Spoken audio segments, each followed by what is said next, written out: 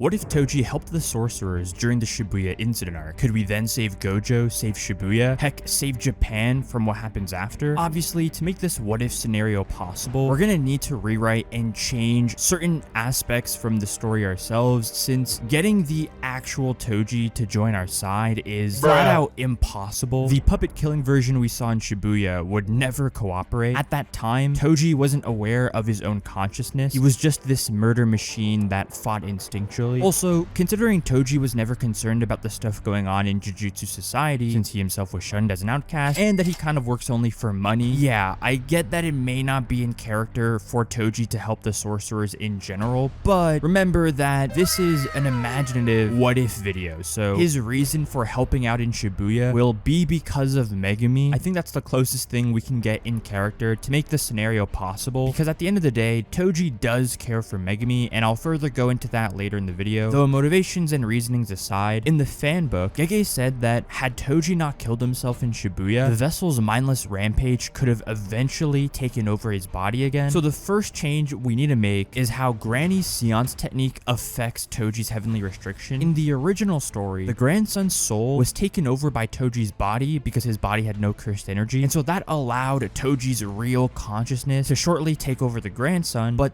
then when the technique wasn't consuming any cursed energy from the body, because again, bro's got no cursed energy, it eventually forced the vessel's mind to run rampant. And so that's why in the Dagon fight, Toji was not really himself. So the change we're gonna make is that the zero cursed energy simply caused one glitch or one bug against the seance technique where it brings back Toji and his own soul. That's it. Nothing about him turning wild or him having a timer till the vessel collapses. Also, for the power scalers watching, I have two things I want to say before the video starts. One is that this is going to be a situational based video. What I mean by that is, okay, I'm sure a lot of you probably think that Toji will die or stop at 15 Fingers Sukuna, but the thing is, if the real Toji were to join our side, Sukuna shouldn't or wouldn't get temporarily resurrected like he did in Shibuya, because he or Yuji wouldn't have gotten fed all those 10 fingers in the first place. You know what I mean? This is not just about pitting Toji against every villain we saw in Shibuya. No, we're actually pretending what it would be like and see how each scenario would differ from the original results. Last thing I want to mention is that Toji will not have the inverted spear of heaven nor the soul split katana in his arsenal. There's just no way he could get these weapons after being resurrected in Shibuya. Gojo destroyed the inverted spear 11 years ago, so I can't just say that it would magically fall into Toji's hands again. But don't worry, Toji fans, because he will receive the playful cloud in one of his battles, another powerful weapon that he's actually used before Shibuya, according to the volume 13 extras. And so yeah, with all that being said, now that we've laid out the ground rules for this what if scenario, let's paint the scene here. So the Shibuya incident starts, Gojo fights the curses, gets sealed by Kenjaku, Yuji gets informed, meets up with Nanami's group, encounters Awasaka's team, and just like the original, it's Yuji and Megumi fighting Awasaka below, and Ino, who's on the rooftop, has just seen Toji getting fully revived. Now, in the original, it was the grandson's soul that was controlling Toji's body to beat Ino up. So if we say that the real Toji instantly took over the grandson instead because of the change we made, to be honest, I think Ino is still getting the same treatment. Think of it like this, right? Toji just came back from the dead, and the first thing he sees is a person standing against him, since Ino is literally posing in his fighting stance. While you could say that Toji might ask questions first on what's going on or how he got revived before he starts beating people up, the problem is that we saw in the original story, when Toji's consciousness later took over, he just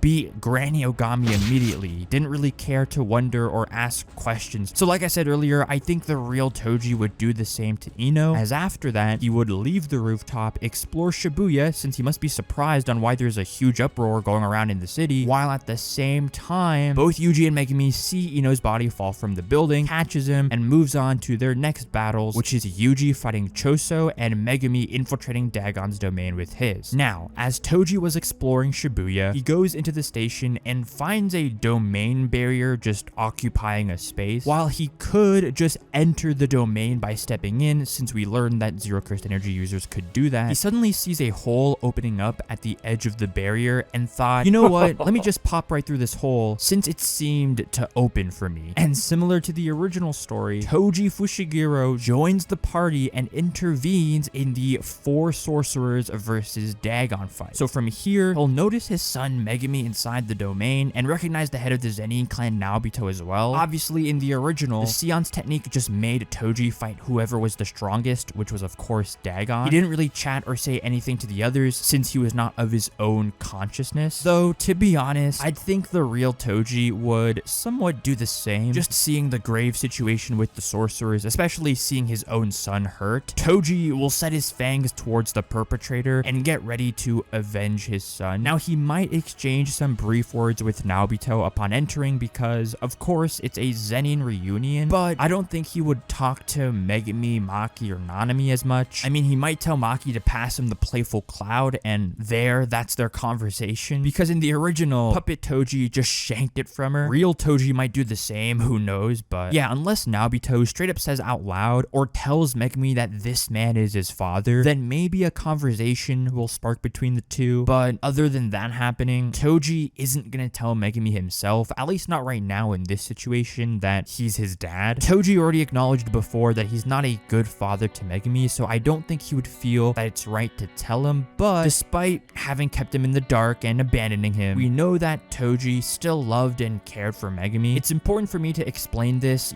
their son and father relationship, because Megumi is gonna act as the main driving force for why Toji decided to help the sorcerers in Shibuya. Again, is this in character to the original? Well, maybe if there was money involved, but I think Megumi is at least the closest thing or point we can get for it to be somewhat in character. To prove and show you how much Toji cares, just before he died in hidden inventory, he told Gojo to look after his son from the Zenin clan. Does he say it in a roundabout way? Yes, he's shown sometimes to be a bit cryptic and insecure when it comes to his pride, but if Toji didn't care for Megumi at all, then he wouldn't have said anything to Gojo. In fact, it was his last dying wish to make sure that Megumi could live a better life. He also killed himself in Shibuya to save Megumi from dealing with the seance technique's mindless rampage. So yeah, bottom line is he does care for Megumi, meaning he's gonna beat the crap out of Dagon. Now, we saw this fight happen already with Puppet Toji in the original, so there's no point in thinking about how this fight goes down since we know how it goes down. I guess I should mention that Puppet Toji, at least in my opinion, was the strongest version of Toji, but even if Dagon will be fighting a Toji of his own mind, a Toji of his own consciousness, it's not like it's gonna make a difference here. Conscious Toji will still dogwalk Dagon in his own domain, slaughtering him with the playful cloud and then sending everyone back to reality. From this point on, this is where we really change course from the original, because since Toji had already found his cause to help the sorcerers, we're gonna imagine that this is where they start explaining to Toji what's going on in Shibuya, and with their grave injuries, some of them, maybe all 4 of them, will plan to go to Shoko since Shoko has set up a place in Shibuya to heal her wounded comrades. Although, before any of them could start moving, Jogo walks in and sees his partner Dagon being killed. Now we know in the original that Jogo quickly burned up Nanami, Maki, and Naobito, but that was when Puppet Toji left with Megumi outside of the station. This time, the wounded sorcerers now have the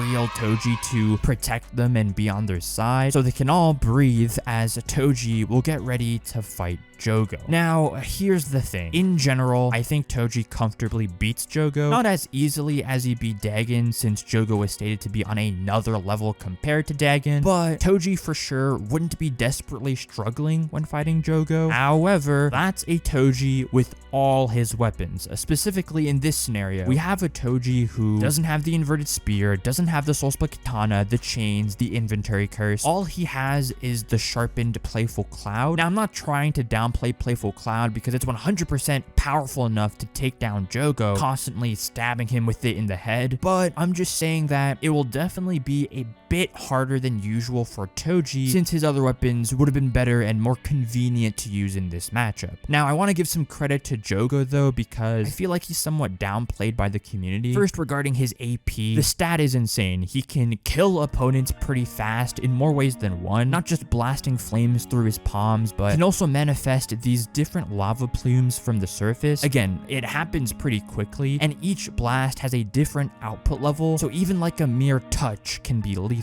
What this should tell you is that coming close quarters with Jogo is not a good idea for most sorcerers in the verse. Gojo himself doesn't really have the hand-to-hand combat, but it's not the hand-to-hand that would really matter. It's his disaster flames, right? Get too close or you'll get burned to crisp. Jogo's durability is also pretty impressive, as he ate a red from Gojo, which is no small feat, and this was after taking in Gojo's blue infused punches, which Yuta and Hakari stated to puke from. So yeah, I mean, he's definitely not as durable as Hanami or Dagon, but he's also not as fragile. Now, that being said, what makes me believe that Toji would still win is his heavenly restriction hacks, because even if you were to say that Jogo is faster than Toji, which isn't true, but let's just say that he was, well, we know that Toji and Maki can still react or dodge attacks from characters who are faster than them in raw movement speed. Like, Maki was able to dodge Naoya moving at Mach 3 in midair, not because she herself can move at Mach 3, but because she could sense and feel the air's density, wavelength, however they worded it in the manga, to know where and when Cursed Spirit Naoya was gonna exactly attack. This is consistent when Toji in Hidden Inventory dodged a blue at mid-range, an attack that affects an area of space, so it's in line for Toji's precognition to sense and quickly dodge. Even someone like Sukuna can be caught in Gojo's blue. So what this should tell you is that evading any of Jogo's flames wouldn't be a problem for Toji, especially since he's implied to be faster than him in travel speed anyways. There's also his undetectability factor. Since he's got zero cursed energy, movements and sneak attacks may come unorthodox to Jogo, as even in like the recent chapters, right? The King of Curses couldn't detect Maki till she sneaked up right behind him. So yeah, I mean, the outcome of Jogo getting brutally stabbed in the head by a sharpened Playful Cloud, that is more likely than the outcome of Jogo landing a couple of clean, full power output blasts on Toji. And if he were to use his domain expansion, that would be an even worse idea, since zero cursed energy users won't be forced inside a domain right away. They have the option to either be in it or leave, and even if they were inside, the guaranteed sure hit attack couldn't detect them. So after failing the domain, Jogo would get exhausted from expanding too much cursed energy, plus experience cursed technique burnout, and would just make it easier for Toji to exercise the cursed spirit with his Playful Cloud. Toji defeating Jogo here is huge because in the original, it's Jogo who force feeds Yuji the 10 fingers and causes Sukuna to temporarily rain havoc in Shibuya, though at the same time, it's Sukuna's transformation that heals all of Yuji's wounds and damages from his fight with Chozo. So technically, Toji beating Jogo here means that while Sukuna's rampage doesn't happen, Yuji would also stay either unconscious near the bathroom area, or someone else from Jujutsu Tech would have found his body and brought him to Shoko for healing. I know Nanako and Mimiko came to Yuji after the Chozo fight, but the extent of their threat was just feeding him a single Sukuna finger, and as Kenjaku stated, a finger per day wouldn't lose control to Sukuna. It's when he eats multiple fingers at a time. That also means that Mahoraga doesn't get summoned like in the original, because Megumi wouldn't have encountered Haruta since he doesn't go outside and fight Toji in this case, unless we say that while Toji was fighting Jogo, the 4 sorcerers left and went outside to visit Shoko's mini hospital, and maybe if Megumi was walking alone, he encounters Haruta outside, later summoning Mahoraga. Yeah, no, I still think Mahoraga doesn't get summoned because Megumi should be of enough health to easily deal with Haruta. The only reason why he was struggling in the original story was because of the wounds and damages he received from fighting Toji, and that further worsened his guard from getting sneak attacked by Haruta. But obviously in this scenario, Toji is helping us, so he doesn't fight Megumi outside. Megumi's latest health condition would just be from the exhaustion of having expanded his domain, and that condition of Megumi was still able to dodge attacks from Puppet Toji twice, also summon a couple of his Shikigami, and still able to keep a level-headed focus. So yes, if Megumi somehow does still encounter Haruta after using his domain inside Dagon, then I think he can handle Haruta, maybe not kill him except if he figures out his curse technique, but just deal with him enough to stop his antics. So this would mean that Megumi, Nanami, Naobito, and Maki are alive and seeing Shoko and getting treated by her, leading the next event to be Toji versus Mahito. Again, Yuji would be out of commission here, so it's Toji who meets up with the cursed spirit after defeating Jogo. Now this fight is really interesting to talk about because while I do think Toji would beat Mahito in general, considering this exact circumstance, he shouldn't be able to finish Mahito. And some of you probably know what I mean by that, but yeah, let's talk about it. So while Yuji is one of the only few characters in the verse that can actually damage Mahito, with recent developments from the Culling game, Toji and Maki should be on that list too, since it's revealed that to use the Soul Split Katana at its full power, one must have eyes that can observe even the souls of inorganic matter. It wasn't because Yuji was caging Sukuna inside that he could hurt Mahito. No, it's because Yuji was capable of caging Sukuna inside, causing him to perceive the outline of the soul, thus being able to hurt Mahito. However, despite all of this meaning that Toji can do damage since he can damage the soul, he would still be susceptible to Mahito's idol transfiguration. I'll get back to that, but Mahito being able to hold his own against Yuji and Todo's physical strength is pretty impressive. You could use that to say he wouldn't get blitzed or overwhelmed quickly in close quarters by Toji, although considering Toji just outscales Mahito in speed, raw physical strength, and even durability, since in this case, like we mentioned earlier, Mahito doesn't have the extra layer of health that he would normally have fighting against other opponents who can't see the soul. So I just don't see Mahito coming out on top and being able to transfigure Toji cleanly, also because it was stated by Mahito himself that if the difference between him and the opponent is great enough, he can't just one-tap them with his curse technique, and this was in reference to Todo. So if Toji, who scales over Todo, who's relative to Mahito, it suggests that by any means, Toji shouldn't get one-tapped from a transfiguration attempt by Mahito, even if Mahito uses his domain or pumps a 0.2 second domain. Again, it's recent developments from the Culling games that prove those tactics wouldn't work on Toji. So while I do believe he would normally beat Mahito, in this specific case, Kenjaku would have to step in. Remember that Kenjaku needs Mahito's technique in order to kickstart the Culling games, so he can't have Mahito dying in Shibuya. The only reason why he let Mahito fight Yuji and Todo, like why he was fine with it, was because he knew that it would help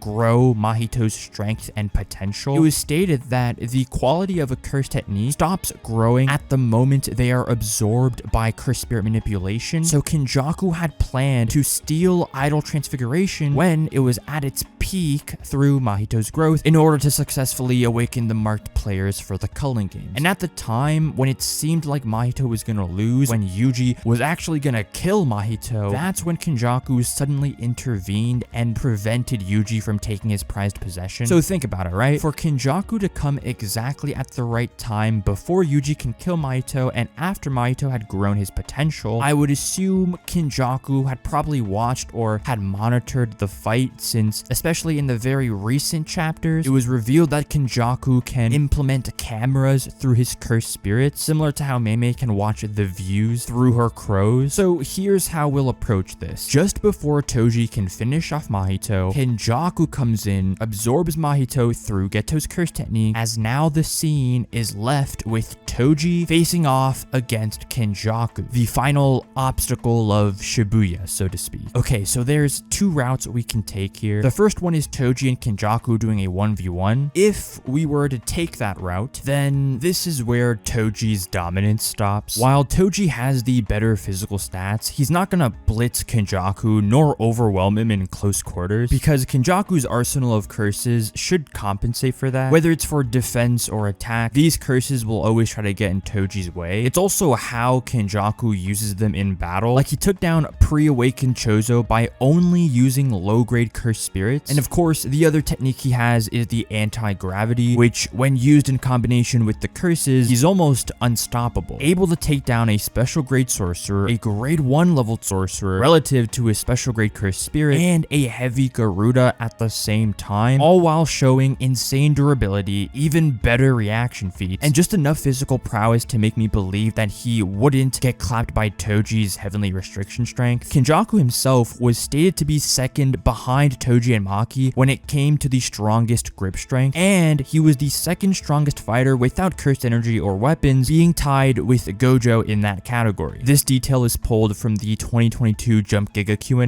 Kenjaku should have also retained the memories of Geto when he fought Toji, so he's not going in this fight blind. He can actually use that to his advantage. At the end of the day, Maki said herself, quote, "Yuki is at the same level as Yuta. She joined forces with Chozo and Tengen, but still lost. We already knew it, but this serves as further confirmation that we can't defeat Kenjaku through conventional means," end quote. Given the context of this dialogue, by conventional means, she's referring to just pulling up on Kenjaku and fighting him head on. Like, no, the sorceress can't do that, and so with Maki admitting this, who was stated to be equal to Toji after chapter 198, yeah, it further implies that a Toji, especially not with all his weapons, doesn't really stand a chance against Kenjaku. For sure, I don't think it would be an easy fight, but 1v1, I just don't really see Toji coming out on top. Route 2 is Toji fighting with all the other Tokyo and Kyoto peeps, kind of backing him up, but more importantly, he would have Yuki and Chozo joining along. This would also mean that Uraume would join the battlefield with Kenjaku. So think of that last fight in Shibuya, but replace Yuji with Toji since he'd still be out of commission, and maybe add sorcerers like Nanami, Maki, and Megumi in the mix, since as established earlier, these characters wouldn't have gotten burned by Jogo or wouldn't have faced Maharaga because of Toji joining their side. I'm purposely leaving out Nobito because he lost his arm before Toji intervened in the Dagon fight, so he might take more time to heal and rest up. And in chapter 113, Megumi implied that having Shoko in Shibuya is an advantage to the sorcerers because once they're injured or wounded, if it's not that bad, they can go to her to quickly heal and then come back to battle in Shibuya right away. So that's why I have these three rejoining the battle. And unlike Route 1, Route 2 seems more plausible for the sorcerers to beat Kenjaku just because there's so many people to provide backup and or support. Are they weak in comparison to Yuki, Toji, Kenjaku, and Uraume? Yes, but with Garuda countering Uraume's ice technique, it eliminates the result of the sorcerers just staying frozen and not being able to do anything. So now with Garuda taking care of that, all the sorcerers can still help and lessen the workload for Yuki and Toji, whether that's half the forces teaming up to take down Uraume and the other half supporting the fight against Kenjaku, maybe tackling the cursed spirits so there can be openings or there can be more freedom for Yuki and Toji to attack. Yeah, with that much firepower, I think Kenjaku here, just based on what we've seen in his fight at the Tomb of the Star, not assuming he has more tricks up his sleeves, then I think defeating Kenjaku here is possible. If the Tomb of the Star battle was a high difficulty with just Yuki and Chozo, then I don't think it's far-fetched to say that plus a Toji, plus many of the sorcerers, in this case, will actually succeed in defeating Kenjaku and get our hands on the prison realm to get Gojo back. How will they get Gojo out of the box if they end up successful? I don't know. That's a question for another day to think about. Because in the original story, they obviously use Angel's curse technique, but Angel is a culling game player, and the culling games wouldn't happen if we defeat Kenjaku here. So yeah, they gotta figure that part out. But like I said, it really comes down to which route you want to take. 1v1, Kenjaku wins, but 2v12, I think the sorcerers take it. At the end of the day, this entire what-if scenario,